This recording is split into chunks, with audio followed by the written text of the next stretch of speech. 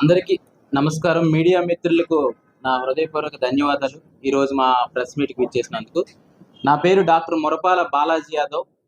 నేను విశాఖపట్నం లోక్సభ స్థానం నుంచి భారత చైతన్య యువజన పార్టీ తరపున బోడే రామచంద్ర యాదవ్ గారు ప్రారంభించిన పార్టీ తరపున విశాఖపట్నం లోక్సభ స్థానం నుంచి ఎంపీ అభ్యర్థిగా పోటీ చేయడం జరుగుతుంది.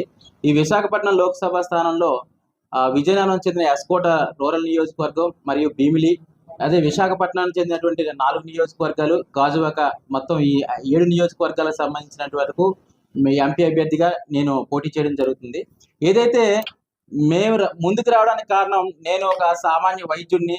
ఒక వైద్య వృత్తిలో గత 12 ఏళ్లుగా విజయనగరంలోని ఎస్కోట, అదేవిధంగా విశాఖపట్నంలోని కొన్ని హాస్పిటల్స్లోను, ప్రభుత్వ హాస్పిటల్లోనూ నేను వైద్యుడిగా పనిచేయడం జరిగింది. ఇప్పుడు సామాన్య యువత రాజకీయాల్లోకి రావాలని అందరూ చెప్తున్నారు. విద్యావంతులు రాజకీయాల్లోకి రావాలి, సామాన్య యువత రాజకీయాల్లోకి రావాలని చెప్తున్నారు. కానీ నేను చాలా పార్టీల్లో ప్రయత్నం చేశాం. అలాంటి యువత చాలా మంది ప్రయత్నం చేశారు. కానీ ఏ ఒక్కరూ కూడా విశాఖపట్నం లోక్సభ అంటే అది 100 కోట్లు 200 కోట్ల బడ్జెట్ ఉండే లోక్సభ స్థానం అనేసి సీట్ ఇవ్వడానికి ఎవరికి సామాన్యులకు కూడా ముందుకు రాలేదు.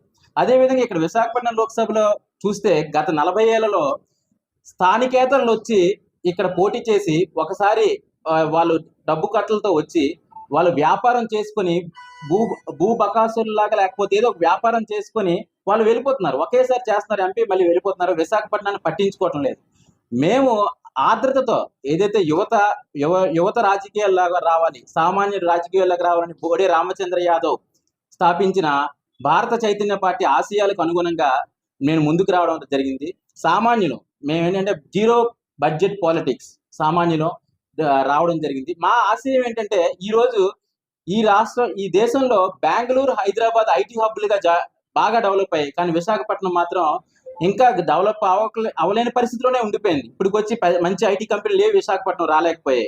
అదేవిధంగా ఏదైతే సెజ్లు ఇచ్చారో, ఫార్మా సెజ్లు, అచ్యుతాపురం కానీ, లేకపోతే మన పరవాడ కానీ, లేకపోతే పైడి భీమవరం కానీ, ఈ సెజ్లు ఏం చేశారంటే బయట జిల్లాల నుంచి వచ్చే వ్యక్తులకే ఇక్కడ ఉద్యోగాలు ఇచ్చారు. లోకల్ యువత, స్థానిక యువతకు ఉద్యోగాలు కల్పించడం విఫలం అయిపోయారు. ఎవరు స్థానిక యువతను ప్రోత్సహించలేదు. స్థానిక యువత ఈ రోజు గల్ఫ్ కంట్రీలకు విశాఖపట్నం నుంచి వలస వెళ్ళిపోతున్నారు. వేరు వేరు ప్రదేశాలు, హైదరాబాద్ వలస వెళ్ళిపోతున్నారు, లేకపోతే బెంగళూరు సైడ్ వలస వెళ్ళిపోతున్నారు. విశాఖపట్నంలో మనం మౌలిక వసతులు కల్పించడంలోనూ గత ప్రభుత్వాలన్నీ విఫలమయ్యాయి. యువతకి ఉద్యోగ అవకాశాలు కల్పించడంలోనూ విఫలమయ్యాయి.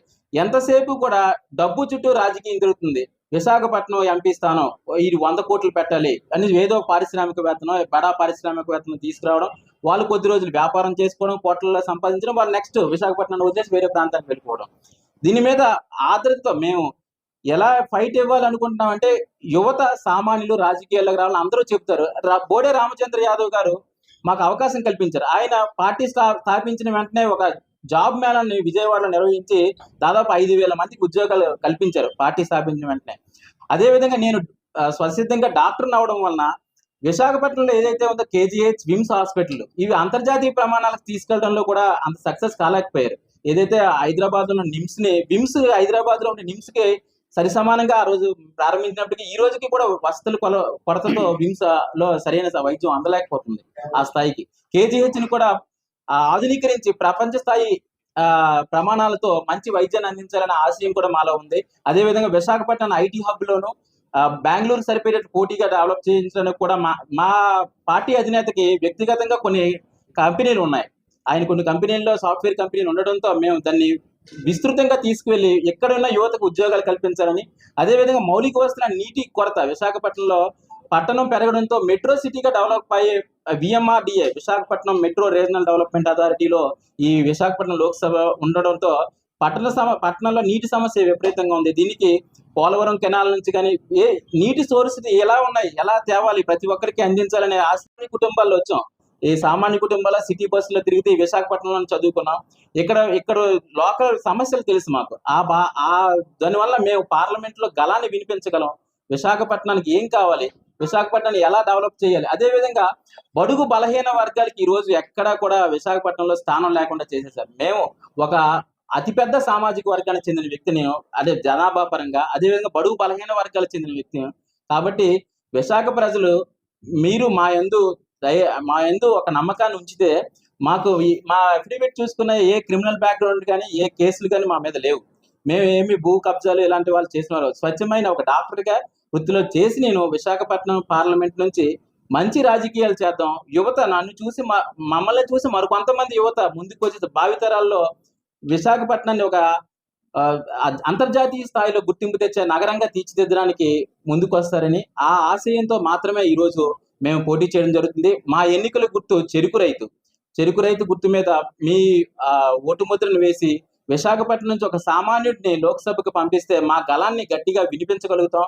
విశాఖపట్నం యొక్క భవిష్యత్తుని మేము భావితరాలకు మేము అనుభవించిన కష్టాలు, మేము అనిపించిన ఇక్కడ లోటుపాట్లను కూడా సరిదిద్దుగలుగుతాం. అంతేగాని మీరు ఏదైతే ఈ ప్రధాన పార్టీలు ఉన్నాయో, ప్రధాన పార్టీలు ఎప్పుడూ కూడా విశాఖపట్నానికి ఎక్కడి నుంచో తీసుకొస్తున్నారు. 100 కోట్లు ఉన్నవాడిని, 200 కోట్ల కార్పొరేట్ వ్యాపారస్తుల్ని, బడా పారిశ్రామికవేత్తలని తీసుకొచ్చి వాళ్ళు టికెట్ ఇస్తున్నారు. వాళ్ళు వాళ్ళ వ్యాపారాల మీద దృష్టి పెడుతున్నారు తప్ప విశాఖపట్నం యొక్క అభివృద్ధి మీద ఏమాత్రం దృష్టి పెట్టలేకపోతున్నారు.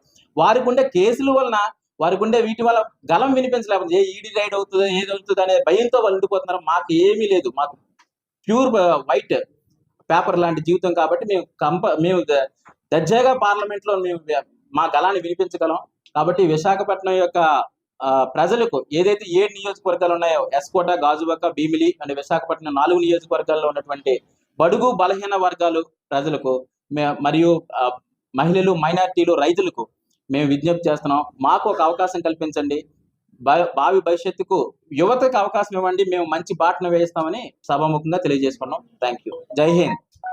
పత్రికా విలేకరులందరికీ నమస్కారం. నా పేరు ఎడ్ల వేణుగోపాలకృష్ణ, సుమన్ అంటారు.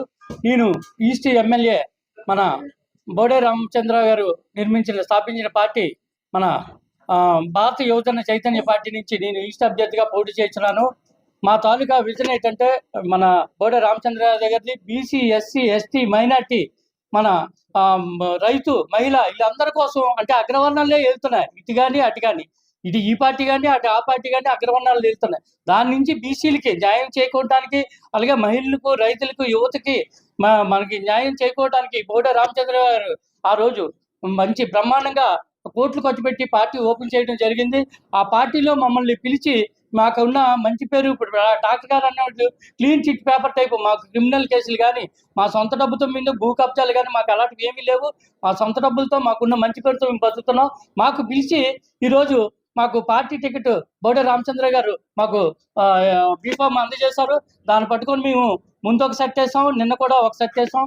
మేము బీఫామ్ సబ్మిట్ చేసాం.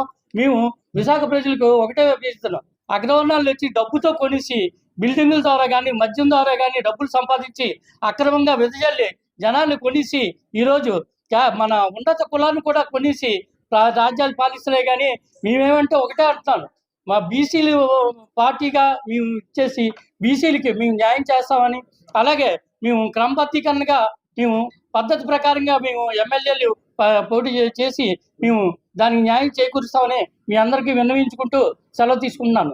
ఎడ్ల వేణుగోపాలకృష్ణ, సుమన్.